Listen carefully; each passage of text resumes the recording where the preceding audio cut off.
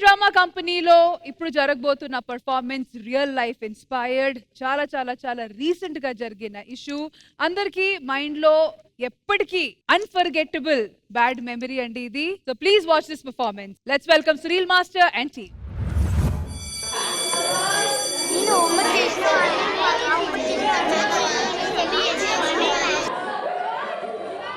Students silence. మీరందరూ పెద్దయ్యాక ఏమవుతారో ఈరోజు తెలుసుకుందామా? Okay sir. నందిని, నువ్వు పెద్దయ్యాక ఏమవుతావమ్మా? ఐఎస్ ఆఫీసర్ని అవుతాను సార్. మైకేల్, నువ్వేమవుతావు? నేను పెద్ద యాక్టర్ని అవుతా టీచర్. మరి నువ్వేమవుతావమ్మా? పెద్దయ్యాక పెద్ద డాక్టర్ని అయ్యి అందరినీ కాపాడుతాను సార్. మంచి డాక్టర్ని అనిపించుకుంటాను సార్. ఇదే నా లక్ష్యం. నాన్న, నాకు కోల్కతా మెడికల్ కాలేజ్లోని సీట్ వచ్చింది. నా కూతురు డాక్టర్ అవుతుందంటే నాకు చాలా గర్వంగా ఉందమ్మా. ఇప్పటి వరకు నా ఆశయం కోసం కష్టపడ్డాను. ఇకపై నా దేశంలో ఉన్న ప్రజల కోసం కష్టపడతాను, సేవ చేస్తాను. నన్ను ఆశీర్వదించండి నాన్న.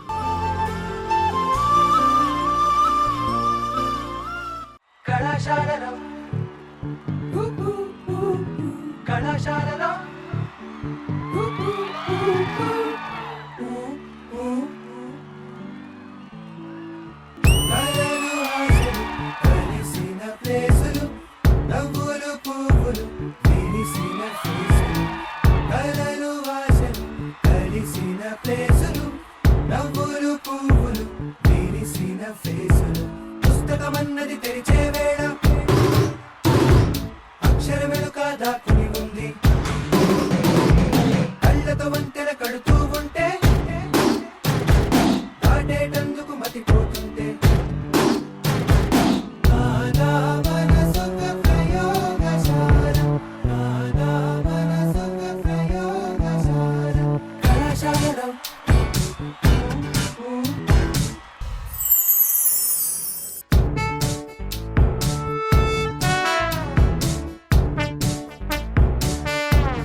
ఏంటమ్మా సీనియర్ డాక్టర్? నేనింకా సీనియర్ని కాదురా, జూనియర్ని. ఇంకెన్నాళ్ళే, జస్ట్ 1 year డాక్టర్. సరే, నా డ్యూటీ అయిపోయింది, బయలుదేరదామా? నాకు నైట్ షిఫ్ట్ ఉంది. నేను కాస్త రిలాక్స్ అయ్యి డ్యూటీ కంటిన్యూ చేస్తాను. నువ్వు బయలుదేరు. బాయ్. బాయ్.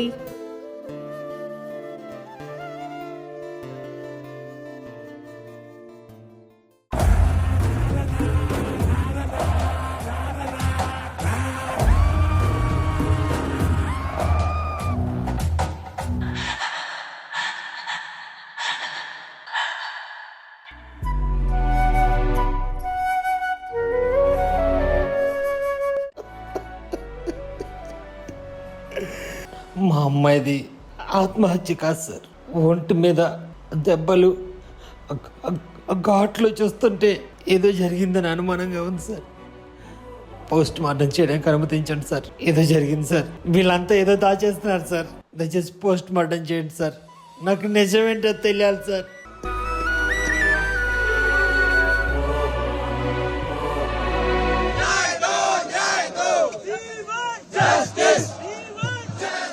ఇంత జరిగిన తరువాత ఆత్మ శాంతిస్తుందా? పర్యవసానం ఏం కోరుకుంటుంది?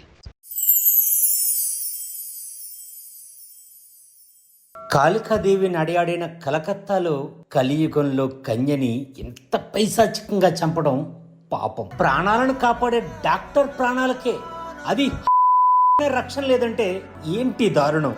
ఆడపిల్లగా పుట్టడం కర్మ. పోస్ట్ మార్టం రిపోర్ట్ చూసారా? కంట్లో నలిసి పడితేనే గిజ్జిగిజ్జలాడిపోద్ది ప్రాణం. అలాంటిది కళ్ళల్లో గాజు పెంకులు కనిపించారంటే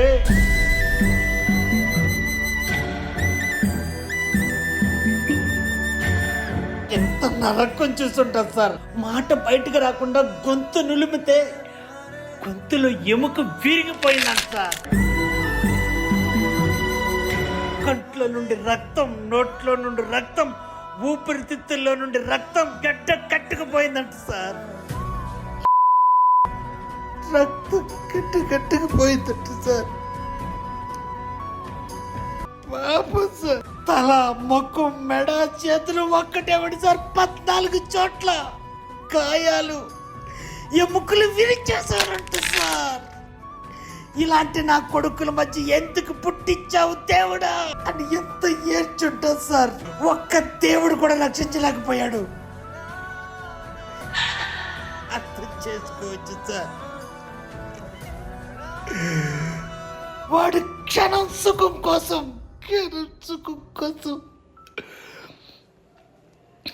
కారణం ఒకటే సార్, నా దేశంలో స్వేచ్ఛ ఎక్కువ, భయం తక్కువ. లేదంటే ఎందుకు సార్ ఈ పవిత్ర భారతదేశంలో రోజుకు 109 మంది ఆడపిల్లలు అత్యాచారానికి గురవుతున్నారు? ఆడదైతే చాలు, పసి పాప అయినా, వయసు వచ్చిన పిల్లైనా, వయసు మళ్ళిన తల్లైనా, 3 కాళ్ళ బామ్మైనా కామందుల చేతిలో మానభంగానికో అత్యాచారానికో గురై నలికి చనిపోతున్నారు. సార్, ఇక్కడ కావాల్సింది సంతాపం కాదు సార్, ఈ నికృష్ట చేష్టలకి సమాధి చేయాలి. వదలడం కాదు, వధించాలి. సార్, ఆడపిల్లను పుట్టించేటోడు మగాడే. కూతుర్లా పెంచుకుంటాడు, భార్యను ప్రేమిస్తాడు, అమ్మ ఒళ్ళు పెరుగుతాడు, అక్క చెల్లికి నేనే రక్ష అంటాడు. కానీ పరాయి ఆడదాన్ని చూస్తే మాత్రం అనుభవించాలనుకుంటాడు. ఎంతకెంత మూర్ఖుడిగా మారిపోతున్నాడు సార్. ఆడవాళ్ళు అందంగా రెడీ అవ్వకూడదు, నలుగురిలో నవ్వకూడదు, పై చదువులు చదవకూడదు. తల్లిదండ్రులారా, ముందు మగపిల్లల పెంపకాన్ని మార్చండి. మగాడు ఆడోళ్ళు పాలిట రక్షకుడు అవ్వాలి, రాక్షసుడు కాదని నేర్పించండి. ఆడది నీలాంటి మనిషేరా అని నూరిపోయండి. ఆలోచన విధానాన్ని మార్చండి. మీ అమ్మ కూడా ఒకప్పటి అమ్మాయారా అని చెప్పండి. స్త్రీ జాతిని కాపాడండి, స్త్రీ జాతిని కాపాడండి. మీరు చెప్పింది డాక్టర్ని కాదు, దేవతని. మగువా మగువా నీ మనసుకు లేదా ఏ విలువా? మగువా మగువా నీ తలరాతల చిరునవ్వులు కలవా? అలుసుగా చూస్తారు, లోకువ చేస్తారు, అనాది కాలంగా బలవే నువ్వు. నిందలు వేస్తారు, నిన్ను వెలివేస్తారు, ఆడదిగా నువ్వు పొరబడి పుట్టావు.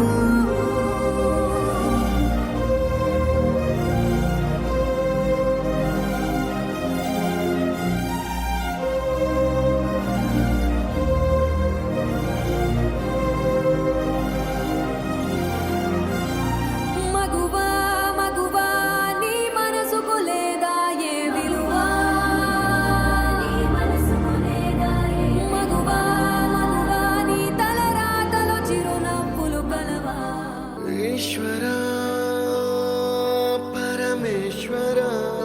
ఇలాంటి ఎన్నో పర్ఫార్మెన్సెస్ చేశాము, ఇలాంటి ఎన్నో పర్ఫార్మెన్సెస్ చూసాము. ఉమెన్స్ డే రోజు ఆడవాళ్ళని పువ్వులతో ఆదరించాము. ఆడపిల్ల పుట్టగానే లక్ష్మి ఇంటికి వచ్చిందని ఎన్నో సార్లు చెప్పాము, ఎన్నో సార్లు విన్నాము. ఆడది అంటే గొప్ప, ఆడదంటే దేవత ఆటలు వింటూనే వస్తున్నాము. ఒకప్పుడు ఇలాంటి ఇన్సిడెంట్ వినేటప్పుడు కంట్లో నుంచి నీళ్ళు వచ్చేసేది, అంత సెన్సిటివ్ గా ఫీల్ అయ్యేవాళ్ళు. ఇప్పుడు ఏడ్చి అసలు కన్నీళ్ళు కూడా ఆరిపోయాయి. ఎందుకంటే ప్రతి రోజు ప్రతి సెకండ్ జరుగుతుంది ఇదే. మానత్వం ఓడిపోయింది మ్యామ్. ఈశ్వరా పరమేశ్వరా. పర్ఫార్మెన్స్ గురించి ఏం చెప్పాలో సునీల్ మాస్టర్. రెండు కన్నుల మనిషి బ్రతుకును గుండె కన్నుతో చూడరా. ఇది ఒక very shameful thing that he's happened. అసలు దీని గురించి ఏం మాట్లాడాలో I don't have any words. Like I said, మానత్వం ఓడిపోయింది. కాబట్టి Indraja garu, if you have anything to say. 78వ సంవత్సర స్వాతంత్ర దినోత్సవం జరుపుకున్నాం. హ్యాపీగా తల ఎత్తుకొని చూడగలమా అండి? ఇలాంటి ఇన్సిడెంట్ జరిగిన తర్వాత సిగ్గుచేటండి ఇది. మన ఇండియాని ఎలా చూస్తారంటే సంస్కారం, సంస్కృతి, సాంప్రదాయం వీటన్నిటికీ ఒక నిలువెత్తున రూపంలా చూస్తారు. ప్రతి ఒక్కరు కూడా తల ఉంచుకోవాలి. మేము యాక్ట్ చేసే కాలంలో అమ్మ కానీ నాన్న కానీ ఎవరో ఒకరు మా తోడు వచ్చేవాళ్ళు. వయసు దాటిన తర్వాత గత 15-20 ఇయర్స్కి పైనే నేను ఒంటరిగానే ట్రావెల్ చేస్తున్నాను. ఈ ఇన్సిడెంట్ తర్వాత నేను కార్ డ్రైవ్ చేసుకొచ్చి అక్కడ ఎయిర్పోర్ట్లో పెట్టేస్తాను. హైదరాబాద్కి వచ్చి పనిచేసి మళ్ళీ వెళ్ళి నా కార్ నేను తీసుకొని ఇంటికి వెళ్తాను. కానీ ఇన్సిడెంట్ తర్వాత ఒంటరిగా ఎయిర్పోర్ట్ నుంచి పార్కింగ్ లాట్ వెళ్ళాలంటే భయంగా ఉంది. అటు తిరిగి ఇటు తిరిగి చూసుకొని రాని ఫోన్ మాట్లాడుతూ వెళ్తున్నట్టు యాక్ట్ చేస్తూ ఎవరితోనో నవ్వుతూ మాట్లాడుతున్నట్టు యాయా నో ఎస్ యాక్ట్ చేస్తూ వెళ్తున్నాను. నిజంగా చెప్తున్నాను, ఇది నా ఓన్ ఎక్స్పీరియన్స్. భయంగా ఉంది.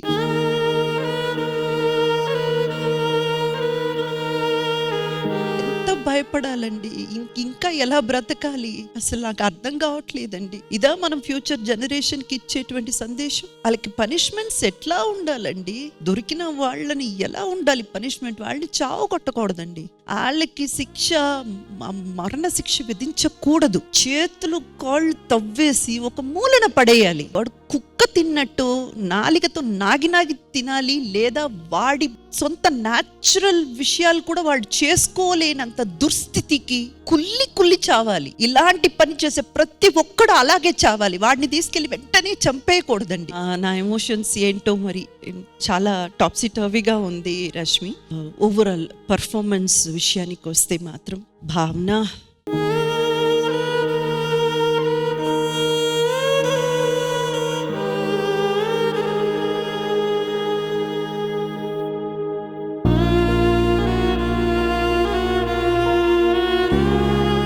అమ్మాయి ఎంత చిత్రవద అనుభవించిందో ఏమో మనం కళ్ళ ముందు చూడలేదు. ఈ రోజు భావన కళ్ళ ముందు తీసుకొచ్చి చూపించేసిందండి. ఎలా మనసు వస్తుందండి వాళ్ళకి? కాళ్ళు చేతులు వించేసి జెనిటల్ పార్ట్స్ అంతా కొలాప్స్ అయిపోయి.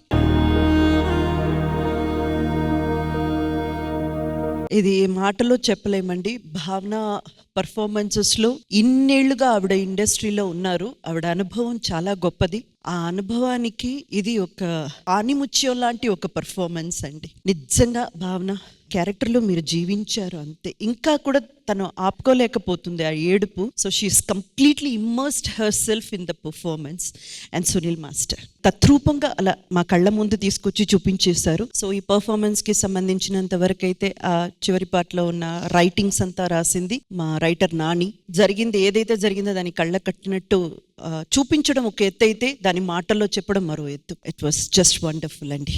ఆది గారు, అంటే నాకు ఇలాంటి ఏమన్నా ఇలాంటివి జరిగినప్పుడు వాళ్ళ సంగతి దేవుడు చూస్తాడు అంటుంటారు, కానీ జరిగేటప్పుడు దేవుడు ఏం చేస్తుంటాడో నాకు తెలియదు. నేను దేవుడి మీద కోపంతో అనట్లేదు, కానీ ఆ అమ్మాయి మీద పాపంతో ఇలాంటివి చెప్తున్నాను అనమాట. నాకు ఈ ఇన్సిడెంట్ ఇలాంటివి అంటే పెద్ద చిన్న ఏమీ తేడా లేదు. ఎక్కడో తిరుపతిలోనో ఎక్కడో ఒక 6 నెలల పాప మీద ఏమి అసలు అది నాకు ఇంతవరకు మైండ్ తిరిగే విషయం. అసలు ఏం జరుగుతుందో కూడా తెలియట్లేదు. ఇంకా అలాంటి సైకోల్ని కాపాడుకుంటూ వచ్చే వాళ్ళని ఇంకేమనాలో మనకి తెలియదు. సీరియస్గా అసలు దీని గురించి మాట్లాడే ఇది కూడా నాకేం అనిపించలేదు. థ్యాంక్ యూ సో మచ్ ఆది గారు. డెఫినెట్ గా ఈ పర్ఫార్మెన్స్ తర్వాత కూడా ఏమైనా మారుతుందా లేదా తెలియదు. లైక్ ఐ సెడ్, మానత్వం ఓడిపోయింది. All we can say is we are hoping for a better future. Thank you so much. Thank you so much to one and all. Thank you.